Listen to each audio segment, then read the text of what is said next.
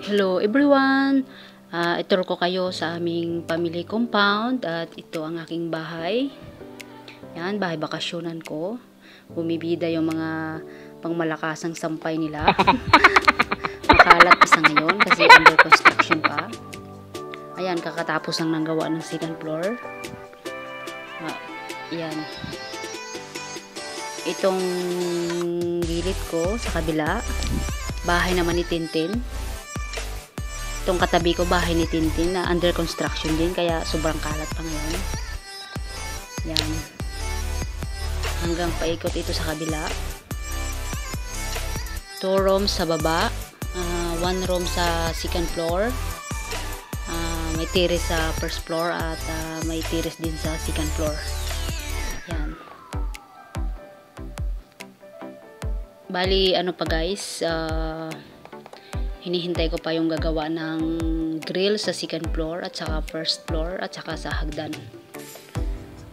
Yan, ang likod namin. At ito naman, bahay ni Tintin. Waiting na para ilagay yung window glass niya. Yan, bahay ni Tintin. 3 rooms rin yata ito sa baba. Yan yung terrace niya. Yan. At ito naman yung tambayan ng mga nagtutungit dito. yan yung mga tambayan ng mga nagtutungit, ng mga nagmimerienda dito. Kasi ayan yung bahay ng nanay ko. Ayan, sa gitna na yan yung malaki. Bahay ng nanay ko at saka bahay ng kapatid ko ni Inday. Bunso namin. Pinagawa nila. At ayan, sama-sama sila dyan. Parang ano namin ba? Parang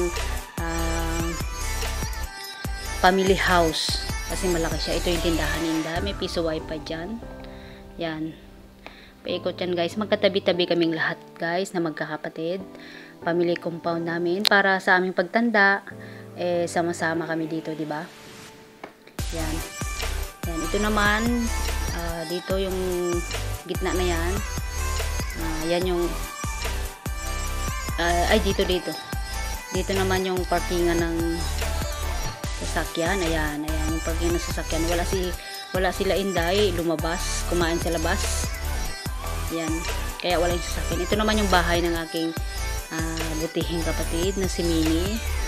Ayan. Katabi rin. Under construction din guys. Gagawin pa yung bintana niya. Waiting. I-install na. Yan. Sabay sila ni Tintin ng kanyang window glass. Ayan. 2 rooms yata ito sa loob. O 3 rooms. Yan. Hanggang likod. Paikot. So, ayun guys. Magkatabi-tabi kaming lahat na magkakapatid. Buong pamilya kami. Para sa aming pagtanda. O, sama-sama kami sa hirap at ginhawa. Diba? Tutulong-tulungan kami. Yan. Bali, yung kailangan ko pang ipagawa dito na kailangan ko siyang mapatapos ay sagot ko na yung aming gate. Ako ang magpapagawa ng buong gate namin sa aming compound. At bahala na rin si Inday magpagawa ng kubo-kubo ni tatay na gusto niya kasi ayaw ni tatay tumira dito sa malaking bahay. Ang gusto niya, gawan siya ng bahay-bahay na kubo na kahoy lang. Yung kalahati kahoy, yung kalahati simento. Yan. So, diba guys, magkatabi-tabi kaming lahat. So, sama-sama kami dito sa hirap at ginhawa. Ito ang aming family compound. So, kailangan bago ako makapurgod, mapagawa ko yung buong gate namin. Kapagawa ko, mapaganda ko at mapasimentado ko ito buong compound namin para malinis na siya tingnan. Maayos na kasi sobrang kalat pa ngayon kasi lahat dito ng bahay under construction. Ayan yung aking makulit na pamangkin. Napaka-sweet. Ayan, gusto niyang umalis. Walang magdadrive sa kanya. Ayan. I love you, Ichiboy. I miss you. See you soon. Ayan, bumalik na siya sa loob.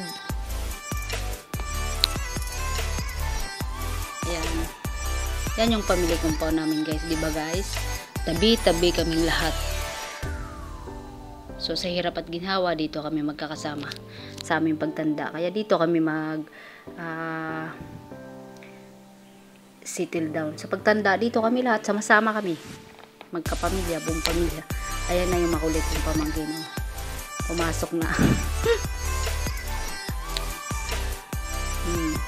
Hinahanap niya yung balloons. Ito yung pamangkin ko na English pokining.